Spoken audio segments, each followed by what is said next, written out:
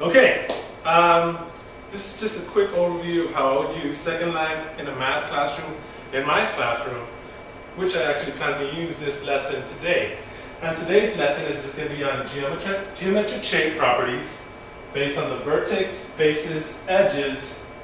Those are the three things I'm just going to cover since I don't want to make this too long. Alright, so I just teleported myself to the world I was talking about. Hello? I can't see anyone. Where is everyone? Can anyone see me? I'm waving out there. Oh wait, I see you now. Let's get a little bit closer. Whoa, too close. Let's move back a little bit. Alright, so let's see. Why are we here? Oh yes, geometry. I'm here to show you how to distinguish between the three vocabulary words we just went over. Before I do that, I want to go over the words one more time, and then we'll start creating and experimenting with those terms. So let's go into the words and we'll be right back. Alright, back from Second Life. The terms that I was covering are vertex. The vertex is the point on our shape where two line segments meet or where two lines intersect, also known as a corner point. Most objects or shapes have more than one vertex, which then are called vertices. On a 2D shape such as a triangle, we can see that it has three vertices. The next word are edges. An edge joins one vertex to another and one face to another, usually in a line segment, or line segments. An edge joins just two vertices, an edge joins just two faces. On a 2D shape of a rectangle, we can see that there are four edges, or otherwise called sides. And finally, the last word for the term will be, I believe, faces. The faces is any of the bounding surfaces of a solid figure. The face is bounded by a circuit of edges and usually includes the flat region inside the boundary. So these are the three terms. Now let's go back to Second Life. We are back from the real world to Second Life. Did you enjoy the trip back? If not, oh well. Anyways, so back to those terms we're trying to figure out. Did everyone get a good feel and understanding of those terms? If not, that's why I'm here. I'm going to show you in Second Life how to notice those terms in a three-dimensional shape. So we're going to start off with the most familiar one of them all, the cube. The cube, which is right next to me,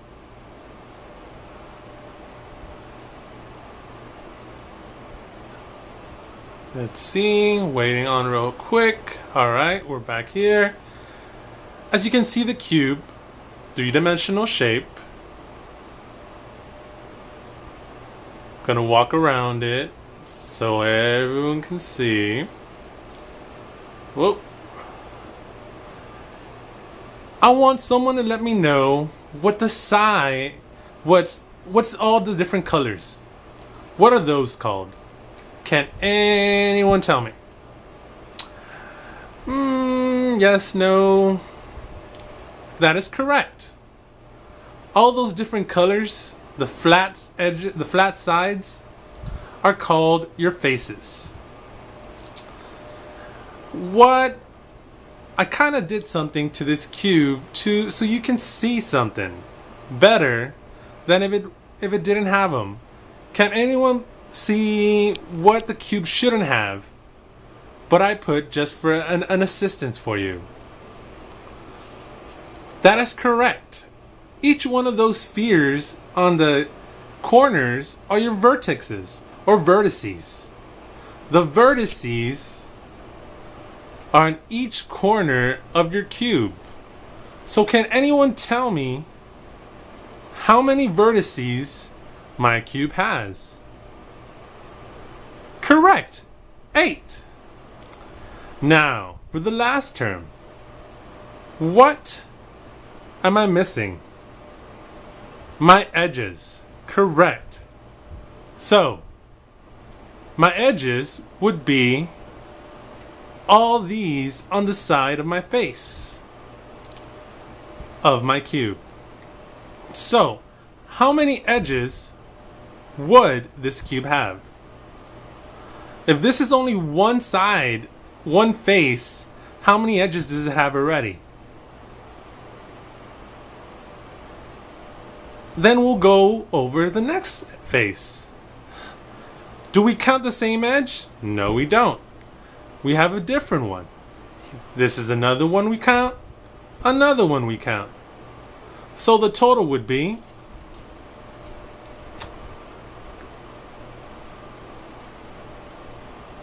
so now, let me move a little bit back. You guys got too close. I know you want to learn. Whoa. So, what do you think? You think you're able to build one of these cubes if I give you the necessary equipment and the tools for it? We'll see. So here is what you guys are going to get to use to create. Sorry you can't be in Second Life right now. In the future, hopefully you can. The Geometer Sketchpad. So here's what you're going to be able to do. I want you to create three-dimensional shapes and label the faces, the edges, and the vertices. What I'm only going to do is show you how to make a cube just as an introduction. So here we go.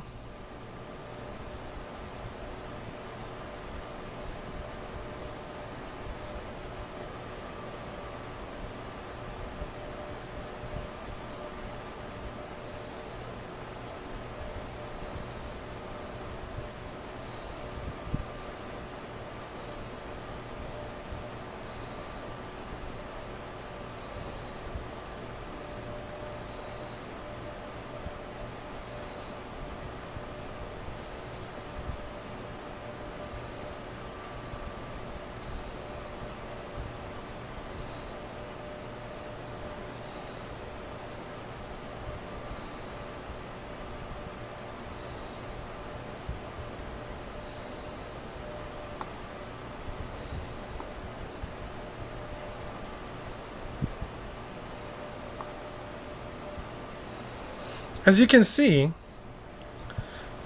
I can really manipulate this cube so I can actually make it look like a cube.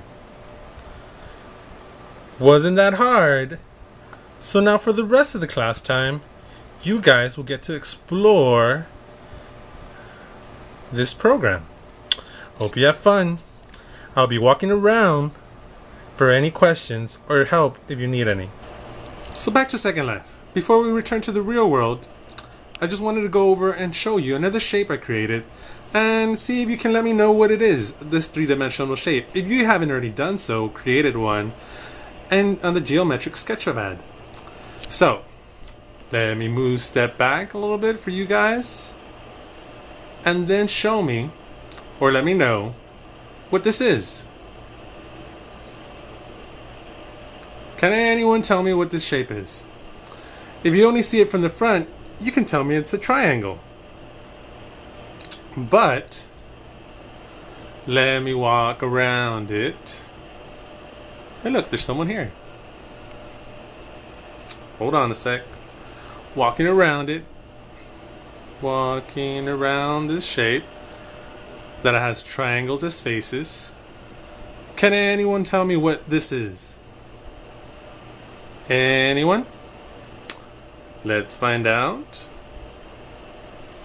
If anyone said a pyramid, you should have a clap for yourself. Good job. So we're going to teleport back to the real world, and I'll see you around. Alright, so this was just a small overview of how I would use technology in my classroom using Second Life in a mathematics classroom. Hope you enjoy, and I'll let you know how it goes when I try it in my classroom.